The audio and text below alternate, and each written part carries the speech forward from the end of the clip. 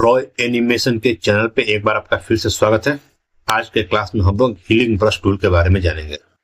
तो healing brush tool का use जो है किसी भी इमेज से या किसी भी चीज से जो डार्क स्पॉट होता है उसको हटाने के लिए यूज किया जाता है। वो पिंपल्स का जो इमेज होता है उसको हटाने के लिए यूज किया जाता है। किसी भी फेस से पिंपल्स को इमेज, डार्क स्पॉट इमेज और भी कुछ फोटो में शाइनिंग इफेक्ट देना हो तो इसके लिए हम लोग हीलिंग ब्रश टूल का यूज करते हैं। तो चलिए बढ़ते हैं हम लोग एडोब फोटोशॉप की तरफ और देखते हैं कि हीलिंग ब्रश टूल का यूज किसी इमेज के ऊपर कैसे किया जाता है। तो अब हम स्क्रीन पर आ चुके हैं। स्क्रीन पर आने के बाद हम एक इमेज भी हम लोग ले चुके हैं। अब चलिए बढ़ते हैं हम लोग हीलिंग ब्रश टूल के पास और सब पर ट्राई करके देखेंगे कि क्या इफेक्ट आता है। सबसे ऊपर है स्पॉट हीलिंग ब्रश टूल। देखते हैं हम लोग क्या कर सकते हैं इससे।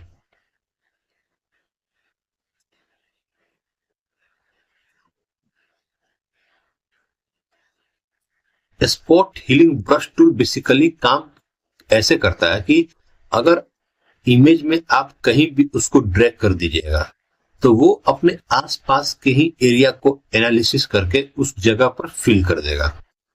ठीक, जैसे यहां पर हम लोग ड्रैग करके देखते हैं। आप देख सकते हैं कि ये क्या कर रहा है। ये आसपास के ही कलर को, आसपास के ही एरिया को एनालिसिस करके जहां पर ड्रैग हुआ है उस जगह पर ये ऑटोमेटिक फिल कर दे रहा है। हीलिंग ब्रश टूल हो गया। अब देखेंगे हम लोग स्पॉट हीलिंग ब्रश टूल सीखे जो आसपास के ही एरिया को एनालिसिस करके अपने अनुसार वो फिल कर देता है। अब हम लोग हीलिंग ब्रश टूल सीखेंगे। ठीक, कंट्रोल जेड से बैक जाते हैं हम लोग।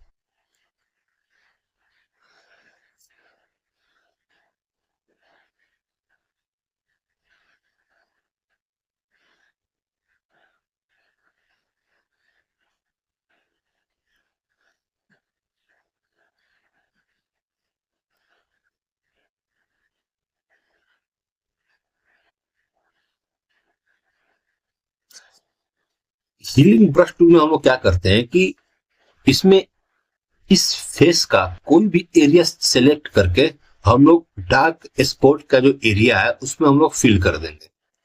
जैसे हम लोग यहाँ पर जो इसका सर है वहां का एरिया हम लोग सिलेक्ट कर लेंगे। अल्ट प्लस लेफ्ट क्लिक करेंगे तो सिलेक्शन बन जाएगा। देखिए सिलेक्शन बन चुका है। अब हम जहां पर भी फिल करना चाहें वहां पर जाकर हम लोग ऑटोमेटिक फिल कर देंगे।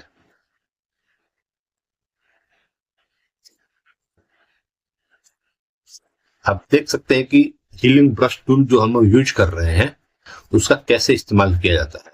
आप फेस के किसी भी एरिया को सेलेक्ट करके वहां पर फिल कर सकते हैं जहां पर डार्क स्पॉट हो या फिर पिंपल्स का जो इफेक्ट हो। ओके, हम लोग स्पॉट हीलिंग ब्रश टूल समझ गए, हम लोग हीलिंग ब्रश टूल समझ गए। ओके, अब बैक जाते हैं हम लोग। अब एक और ब्रश टूल के बारे में जानेंगे। ये रहा एक पैच टूल। पैच टूल क्या करता है कि अगर आप चाहते हैं कि हम एक एरिया सिलेक्ट कर लेते हैं, ये एरिया हम लोग सिलेक्ट कर लिए, इस एरिया को किसी दूसरे एरिया से रिप्लेस कर देगा। इसी फेस के किसी दूसरे एरिया से अगर रिप्लेस करना हो तो आप रिप्लेस कर सकते हैं। ये देखिए रिप्लेस हो चुका है। ओके, हम लोग फिर यहाँ पे एक एरिया बना लेंगे। इस एरिया को आप चाहते हैं कि यहाँ के एरिया से रिप्लेस कर दें तो इसको डायरेक्टली ड्रैग कर देंगे तो ये ऑटोमेटिकली वो उस एरिया को रिप्लेस कर चुका होगा। कंट्रोल डी से जो सिलेक्शन एरिया उसको हटा लेंगे। ठीक, मेरे को उम्मीद है कि आप ये तीनों ब्रश समझ चुके होंगे। स्पॉट हीलिंग ब्रश टूल क्या करता है एक बार फिर से आपको रिवीजन करा देते हैं। स्पॉट हीलिंग ब्रश टूल जो है वो जैसे ही किसी एरिया में आप ड्रैग कीजिएगा तो वो आसपास के एरिया को एनालिसिस करके उस एरिया में फिल कर देगा। हीलिंग ब्रश टूल क्या करता है कि हीलिंग ब्रश टूल में हम लोग क्या किया कि इस इमेज के किसी दूसरे पार्ट में हम लोग सिलेक्शन लिए और जो डार्क स्पॉट का जो एरिया है वहां पर हम लोग फिल कर दिए। और पैच टूल में क्या किए कि हम लोग जो डार्क स्पॉट का एरिया है वो किसी क्लीन एरिया से हम लोग रिप्लेस कर दिए। ठीक, अब क्या बचा हमारे पास, रिमूव टूल बचा, कंटेंट अवेयर मूव टूल बचा और रेड आई टूल बचा। तो हम लोग उस पर भी काम करेंगे, देखते हैं कैसे काम करते हैं। उसके लिए हम लोग एक दूसरा इमेज लेकर आते हैं। ठीक, एक सेकेंड इमेज हम लोग उसके लिए लेकर आते हैं।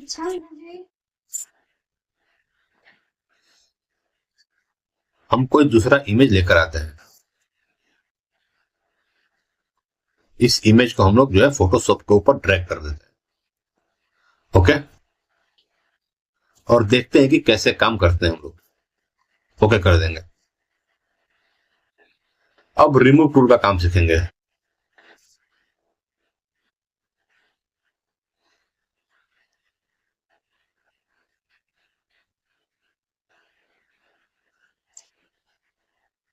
रिमूव टूल जैसे आपको नाम से पता चलता है कि इसमें किसी इमेज को जो आप सिलेक्शन बनाइएगा उसको ये हटा देगा। हटाएगा कैसे, देखिए आप।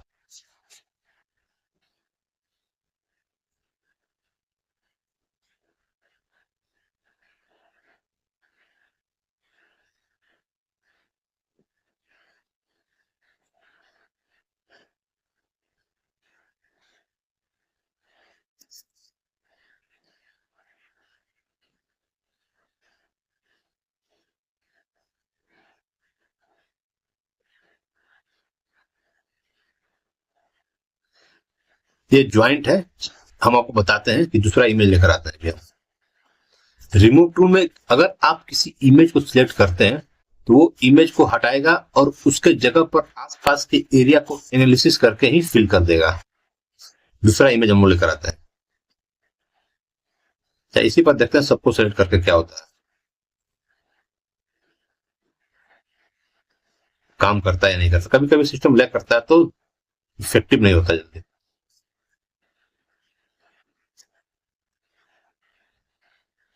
हम लोग दूसरा इमेज लेकर आता है।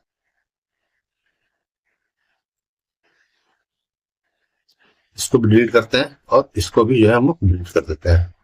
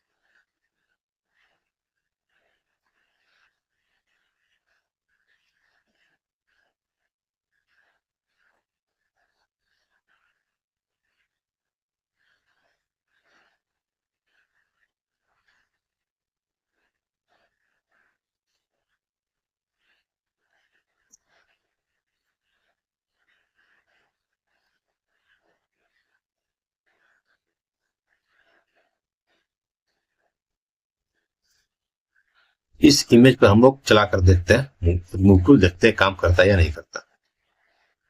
इसको रेस्टराइज कर देंगे।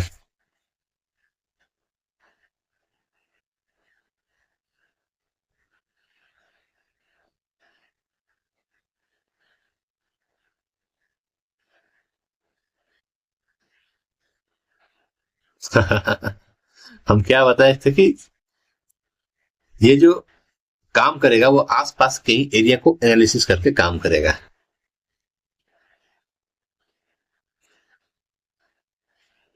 देखिए अब ये पूरी तरह जो है वो इमेज को रिप्लेस कर दिया है, हटा दिया है। जो इमेज था हम लोग उसको एक बार फिर से लेकर आते हैं। कभी कभी सिस्टम लैग करता है तो सही से काम नहीं करता। इस पर भी ट्राई करते हैं।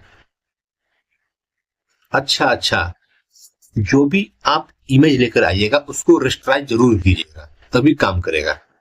नहीं तो कभी कभी दिमाग से भी हट जाता है कि रेस्टराइज किए कि नहीं किए। आप जरूर रेस्टराइज कीजिएगा। अब रेस्टराइज कर लिए, अब देखते हैं कि काम करता है या नहीं करता। देख सकते हैं आप स्क्रीन पर कि और डायरेक्ट काम कर रहा है।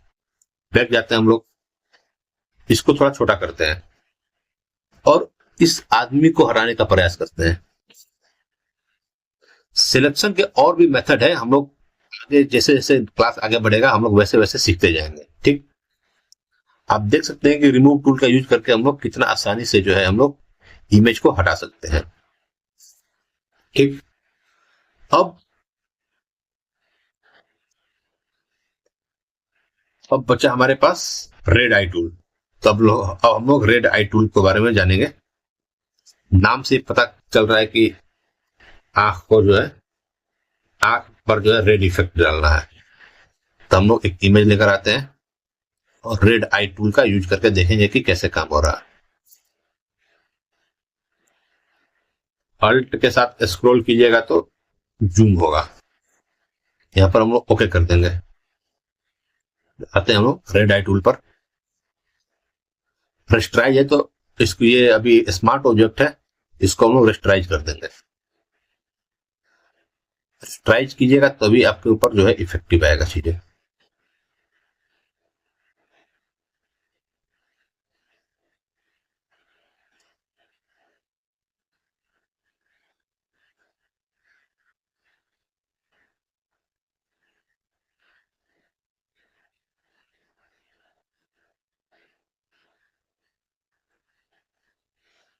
आप देख सकते हैं कि इसके ऊपर इफेक्ट जो है आ रहा है।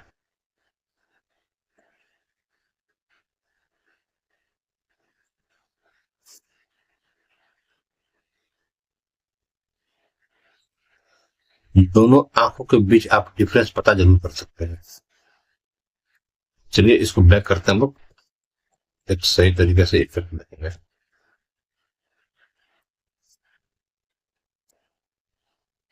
हम क्या करेंगे कि इसका एक कॉपी बना लेंगे। कॉपी बनाने के बाद इसको जो हम लोग क्या करेंगे, रेस्ट्राइज कर देंगे। रेस्ट्राइज करेंगे फिर इस पर इफेक्ट डालेंगे।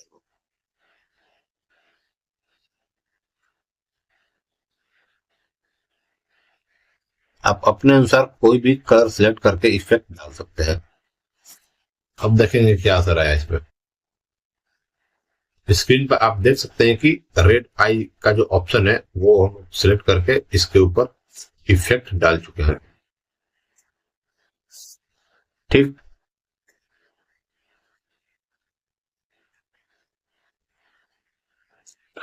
अब एक और ऑप्शन बचा हुआ है यहाँ पर, वो है कंटेंट अवेयर मूव टूल। तो चलिए हम इसके बारे में भी जानेंगे, इसको भी यूज करना सीखेंगे। इसके लिए भी हम लोग एक नई इमेज लेकर आते हैं। जो इमेज लिए थे उसी को लेकर आते हैं।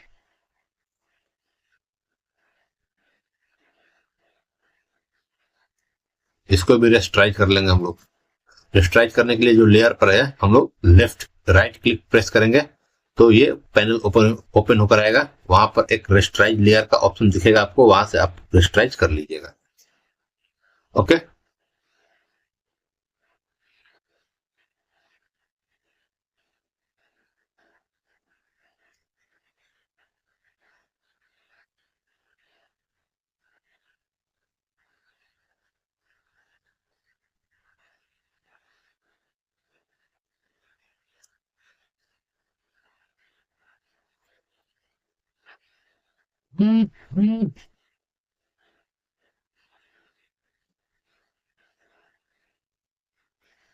हम लोग कंटेंट अवेयर मूव टूल के बारे में नेक्स्ट क्लास में आपको समझा देंगे।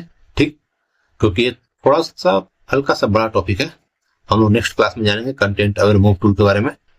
ठीक, तो आज का क्लास हमारा यही समाप्त हुआ। हम आपको इस पैनल के ऊपर लगभग 5 टूल्स के बारे में समझा चुके हैं।